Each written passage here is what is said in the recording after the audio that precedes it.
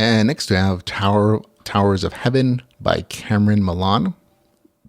It is 306 pages, $2.99. It is available on Kindle Unlimited. Here's the author's description. One day, 6 towers appear on Earth. Each one stands hundreds of stories tall and are invulnerable to all attacks. At the base of each tower is a portal welcoming in all who dare to enter. All sorts of magical monsters can be found inside the towers. Even treasure, magic, and superhuman strength can be acquired. The problem is that the towers aren't a friendly place. Even worse, the towers sometimes release waves of monsters to attack Earth. In the year 2083, there are only 100 survivors. In one last attempt, they challenged the final floor without regard for their lives, and by some miracle, they managed to beat the floor at the cost of their lives, leaving only one survivor. As a reward for clearing the tower, he is granted one wish. He decides to go back in time to before the towers arrived. His goal is simple: prevent humanity from being wiped out. Okay. And that's actually a really succinct description of essentially the first 10-15% of the story.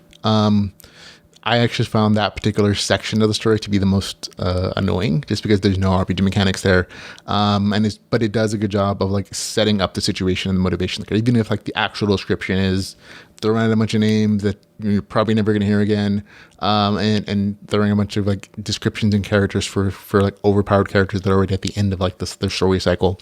But again, it sets up the premise of the novel, and that the main character gets a chance to travel back in time to the beginning of when the towers appeared, or in this case, when he first entered, and it sets that up. So after that, though, the story actually gets entertaining and becomes more of an overpowered main character story, a little bitty story, where the main character clears increasingly challenging levels in a tower dungeon.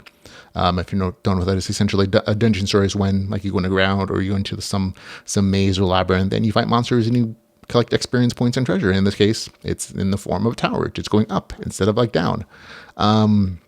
If you've ever read Speedrunner, should be a very familiar concept in that. Part of this is like, oh, these towers are bringing like this almost RPG-ish apocalypse set in, again, this core tower system. And the goal is for humanity to beat them. The main character in this story in particular is majorly overpowered in the entire story, with both a lifetime of battle experience and knowledge of future events. And as long as you're okay with that, and the slice of life nature of the story, I think you'll actually have a good time. I did. It's mostly just fighting, training, some build theorizing, and a little bit of team building as the main character seeks to get a group together to eventually try and beat the tower at its highest level, and thus mankind. However, that's more of a series plot. I did think there were some interesting things here, especially the use of the future knowledge aspect, which was kind of a nice twist or addition to the overpowered character story. The game mechanics are more reminiscent of an MMO than like a tabletop RPG, in that the levels don't really impact the story very much, but they're rather reflective of the relative powers between characters or between monsters and the fight and the players. They're really just a way to show that the main character is overpowered when he beats higher level monsters. Still, it is a little RPG. There's XP that's gained. There are levels, are impact health and stats, and these centers grow in power by getting new skills and abilities and magic and equipment.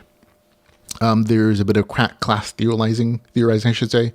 And I thought that was kind of neat in that characters, the main character and other characters, are trying to figure out what powers they should get, what equipment they should buy to kind of fulfill the role that they say they should do, so I always enjoy that particular like thought process of seeing how the main characters and the characters are actually looking at the RPG mechanics that do exist in the story.